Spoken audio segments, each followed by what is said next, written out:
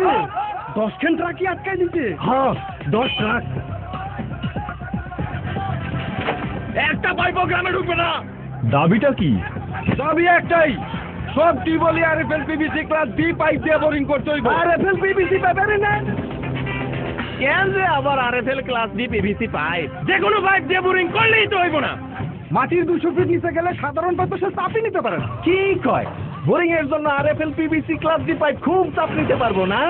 হ্যাঁ, British standard RFL PVC class D pipe সবচেয়ে বেশি চাপ নিতে পারে। ঠিক আছে। সব ধরনের টিউবওয়েল বোরিং এর প্রয়োজন RFL PVC class D pipe.